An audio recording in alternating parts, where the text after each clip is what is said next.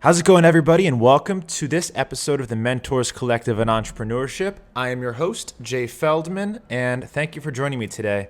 On this episode, you're probably going to get the most value that you've ever received out of any episode ever, because we're going to be talking about how to choose which idea to use for your first business. Now, there is so much fluff on the internet and so much advice by experts on how to grind and how to be successful, but no one actually really talks about what the hell to do. Which business should you actually start and run with to be successful? Because if you're like me, you probably have 1,000 ideas running through your head of businesses that you think might be really good in theory, but in practice, they're already being done. They would take thousands and hundreds of thousands of dollars to actually start and build into a real enterprise. So in this episode, not only am I going to give you my biggest advice on how to choose that idea, on what to start, but at the end of this episode, if you listen all the way through, I'm going to give you my top 10 hand-selected best businesses to start. Okay, so starting from the very top of this video, like we said, everybody has the idea for the next big Uber. Everyone's got the next app idea, the next big corporation, but if you're just starting, the most important thing to do with your first company is to really get that experience in not only running a business, but marketing a business, taking something to market, creating an LLC, hiring, managing. And most of that is not going to be learned ideally on a major investment like an app or an expensive product that you're having manufactured over in China, a new technology application. So my biggest piece of advice for you for your first business, or for even if it's your second or third, and you're relatively new to entrepreneurship, less than 10 years, I would suggest something that's going to be very little downside, very low cost to start. And that way you can really learn that backbone of skills that you're going to need to hopefully springboard yourself into that final idea, that really main business that's going to be your passion project for the rest of your life that will define you. Choosing your first business is not going to be that thing. Choosing your first business is getting your feet wet. It is making as little of a financial and personal investment as possible to learn as much as you possibly can, because that's really the goal. Your first business is probably going to fail. The goal with that failure is make some money, learn a ton, and come up with the idea for the next business. That's my personal advice to you. A lot of people do not follow it, and you might actually get counter advice against what I'm saying, where people are saying you got to go all in on one idea. This is going to be the idea for the rest of your life that you're going to have to live by, and ride or die, you'll make it through the hard times. I disagree with that, and here's why. If you're just starting out or you're in your first 10 years of business, looking at what I know now versus what I knew 10 years ago, it's not even comparable. You can't even compare the two. And that's a good thing. That's okay. I have learned exponential amounts in the past 10 years, and every year I learn more and more. And I think I've started 6 or 7 businesses since I was a young entrepreneur, and most of the business owners that I've talked to are around the same. I think I'm a little on the high end there for how long I've been doing this. But you're going to go through a few businesses, and that's okay. My very first business, I was a writer. I was a good writer, so I did ghostwriting for people. I helped with tutoring as well. And that was an awesome first business because it helped develop my skills as a writer. I got to make a ton of money with very little overhead, little downside, little investment. And that is what I want for you in your first business. So let me take a look over at my notes here, and sorry if this episode shatters your dreams. If you have dreams of starting the next app delivery service, this episode is going to go against everything that you possibly believe, and I'm going to urge you to listen to it anyway, because the advice in this episode might save you a whole lot of time, embarrassment, and money. So the first question to ask yourself, if you're thinking about starting your first company or even second or third company because your first one failed, is do you have access to money, and is that money going to, if you lose it, is it going to destroy your life? And ideally, if this is not your first business, you have some money saved up from your first business, that's the money they want you to use to start your second business, which is going to be take that financial investment. I would not take a loan from a bank to start your first or second business, because you are going to be stuck with that loan for a long time. And if your business does fail, which there is a high likelihood that it does, you do not want to be stuck with that loan. You can go bankrupt, bad things. Taking a loan from your family, that's sensitive stuff. I'm going to leave that to you. You don't want any bad blood. Money in the family, money issues causes bad blood. And I've seen a lot of relationships be destroyed over business loans from families. So let's take a look at the one side. If you want to start a business from zero, and I'm going to have to do a whole episode on this because there's a lot of information and stuff that I have to say on starting a business with zero money. But the moral of the story is find a service business to start. If you want to start a business with zero money, or even if you do have some money and you're just looking into businesses with low overhead that you think are relatively safe investments of your time, start a service. If you don't know what service to start, I'm going to list some at the end of this video, but essentially you're going to be taking either your or other people's high value skills, marking them up and selling them to people. So what are some high value skills? Web design, media relations, graphic design, sales. Those are just a few examples, but essentially you're going to be, and writing, which is what my first business was. Marketing those high value skills as a business and scaling it. So some ways to do that are, there's great job sites like Upwork and Fiverr where you can post your skills and have people hire you. And then to scale it, you just hire contractors to do the work that you were already doing for your clients. By the time you hire contractors, you already have a client base who's paying you. So you have money coming in, you take a portion of that money, you give it to the contractors. It takes very little upfront money to start one of these businesses. Highly, highly recommend starting a service business for anybody who wants to start a business start their first business. The thing about service businesses is you're probably going to hate your life for a little while. I hated my life when I was a ghostwriter. My clients were demanding, they were not always happy, and that is just the reality of the business, and you're going to have to deal with it. You're going to have to suck it up because that's part of growing as an entrepreneur. Then you can save enough money and start a product business where you don't have to interact with clients, and it's great.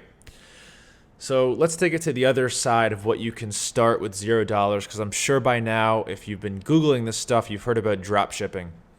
There's going to be a whole episode on drop shipping. Moral of the story is I don't recommend it. You can start it with $0, and there are exceptions to what I recommend, but we're going to talk about that soon. If you do have money, you're starting a business with some capital, you have some advantages. You can invest in either someone else to carry out the service for you. Up front, you can hire someone good to do the service that you're selling without you ever having to learn the high value skill and do it yourself. The other thing that you can do with money is buy a product to sell. And this is the flashy stuff that I love. Let me silence that for you. So my second business ever was called Olympics. It's still very successful and running. And I started this business with $10,000 that I had saved for my initial service business. That business takes less than 30 minutes a day of management from me, unless I'm actively trying to grow it. And it's continuing to grow and get bigger and better. And it's an entire brand, and I love it to death. Now with products, we're going to have to do a whole episode on that, but they're an amazing thing that require very little interaction with clients. They grow really naturally and organically. The thing with products is right now with the whole Amazon world, they're becoming very highly oversaturated because everyone's buying the same exact product from Chinese manufacturers, throwing their label on it and selling it. So because of how easy it is to do, there's thousands of people doing it, and it is a war zone in terms of competition. So prepare yourself. My biggest advice there, find something original. Put your own spin on something and find someone to manufacture it for you. Ideally in China because it's cheaper and it won't cost you more than $10,000 for a first round of something affordable. Okay, now that we've touched on types of businesses to start and maybe which direction you should lean in, some other guiding principles that I like to follow when I'm choosing a business to start and advising people on what businesses to start. If you are fortunate enough to be able to choose product, service, and what community you serve, most people don't know what to do, and here's a good place to start. think of a community that you're already a part of. If you love fishing and you're in fishing groups and you're a passionate and avid fisher and people in the community already know you as a trustworthy fisherman guru, fisherman expert, it'll probably be pretty easy for you to start a business within fishing, whether that be a line of fishing hats or your own special fishing bait that is different in some sort of way. I'm not a fisherman. I have no idea. For us, that was festivals. Me and my business partner love going to music festivals. We know everyone who goes to music festivals. We're part of the community. We're part of the scene. And we're like, okay, what can we do to make these people's lives a little bit better and service them in some way? So we came up with our rave recovery supplement, and it's absolutely incredible. Now everyone in the community knows us. We're building a massive brand in this community, and it's really just been an awesome adventure and now requires very little of my time. Of course, when we started it, it was a full-time thing, and that's going to be the case for just about anything that you choose. So find a community that you love. Chances are you already understand the people in the community. You'll know how to market to them. You'll know gaps in that marketplace where you can hopefully fill them with your own product or service. And they already trust you. So selling to them is going to be that much more pleasurable and easier. Okay, so with all of that being said, starting a business is mostly about the adventure, the joy, the journey. So try and pick something that you actually like or that you want to learn more about and practice every day. I just started a public relations agency with my partner because I was very interested in the media and how the media functions, how to get press, how press works. So I started Googling these things for my own personal sake. I was scratching my own itch. And then I'm like, screw it. Let's start a PR agency, because I also just paid one a fortune and she did nothing. So learning experience, I took that and I started a company with it. And with that, let's kick off that list that I promised you for staying on board with me throughout this whole 10 to 15 minute podcast / video. And we're going to start with number one as the one that I just listed, which is PR. Media relations is a very cool business that I recently started about 4 months ago and now have a full team of 6 publicists, staff writers, and a full book of clients. You see this thing behind me that you probably can't read, or if you're listening, it is a meter. It's not a penis. And for every sale that we make, we hit our little bell, which I have here. And when I first started this company, we were learning how the media works. We weren't selling. And I spent a lot of time researching, watching videos, talking to experts. I would ask publicists and media agencies to counsel me on what to do. And they did. Everyone was really open to it. I was learning. I was loving it until I was confident enough to take on our first client and start marketing. And because of the experience that I already had in my old businesses, I was able to have this thing up and running in like 2 months with our first sales rolling in. And you can't even see how full that is, but we are crushing it right now. Okay, enough with the bell, but we love hitting the bell. Moving right along this list, PR is a cool one. Not the easiest business to start, especially if it's your first. I don't know if I'd recommend it as your first, but definitely something to look into, maybe as a second or third company. My second company ever was a digital marketing agency. So that is a really hot one that people are starting right now and have been doing for years. You do have to be an expert in marketing, which is not that hard to do. If you get really good at one aspect of marketing, for example, my sister is a PPC expert, that's pay-per-click, and she runs people's ad campaigns on Facebook. People pay her a fortune to do it. A lot of people are doing this super hot marketing scheme. And you can outsource it. You can outsource someone to do the SEO, the web development. You can even outsource someone to do the PPC. And outsourcing is easier than ever now with tools like Upwork and Fiverr and Trello. You can manage a whole team and not have to actually do anything. All you have to do is be really good at selling things, which is the kind of umbrella principle of all business. Get really good at selling things. So social media management, that's number 2. That also involves running people's Instagram accounts, which my company does. We have a whole team in Bangladesh who runs people's Instagram accounts. It's awesome. And also you can learn automation to do this as well. Super great tools out there like Jarvee. I would highly recommend learning this tool for all of your businesses. If you can master Jarvie, you can master life. Business number 3 that I recommend is a writing business, only because it's on every easiest businesses to start list.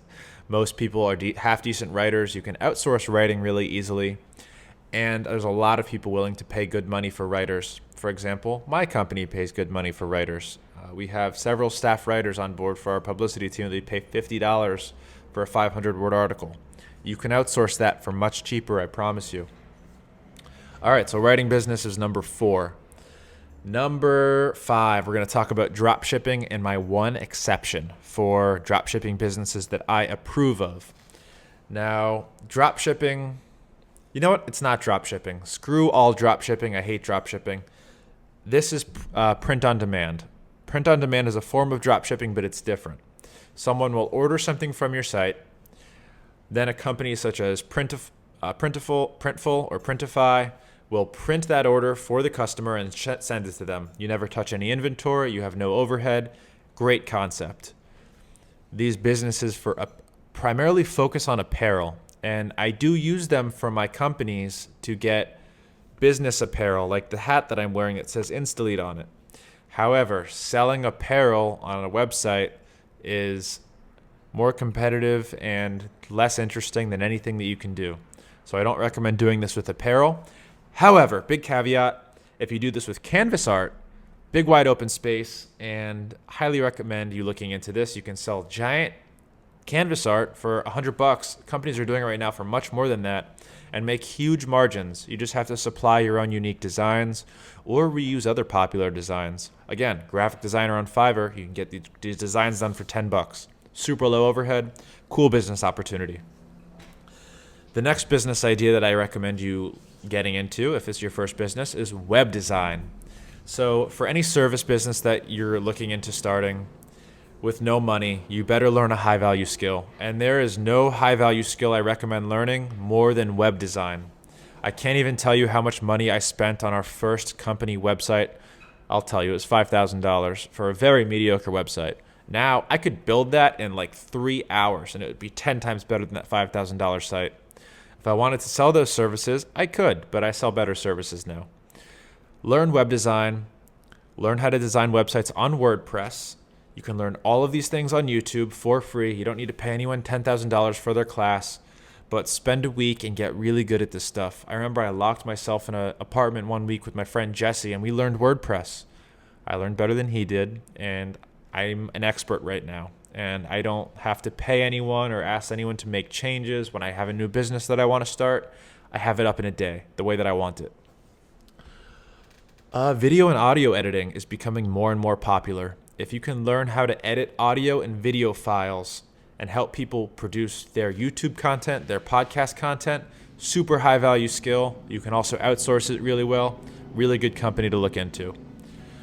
Tutoring companies. Highly recommend if you're an undergraduate. It doesn't depend on just your time. Once you have a full book of clients, you can easily find other tutors to help step in and take large markups on what you sell their services for. If you're out of college like me and don't know that many college students, again, we bring it back to community, probably not the best business for you to start. Next one, pet sitting and walking. There are some great apps out there like Rover. I have a dog myself. He's sitting out there. He's going to start annoying me any second. That have sort of taken a monopoly on this pet sitting and pet walking. But I guarantee you, if you add a personal touch to this and you start marketing your services in your area, go to the apartment buildings nearby and say, listen, I'm a pet sitter, I'm a pet walker. Start building that book of clients. And then once you have them, voila, easiest thing in the world to outsource. Everyone can sit a dog, everyone. Next business you can start, coaching business, also becoming more and more popular. People are charging thousands of dollars a month to be part of their coaching service. I actually follow a couple of mindset coaches and business coaches online, as do you. I am somewhat of a business coach myself. However, I don't charge those large markups for it. I just give this stuff out for free for now. But coaching businesses, if you're a fitness guru, if you're a fishing guru, if you're a writing guru, whatever it might be, you can start a coaching business and charge massive, massive fees for those services. Okay, and last but not least, and my mouth is drying up because I'm going like crazy. Give me a second. Last business I recommend you start, photography.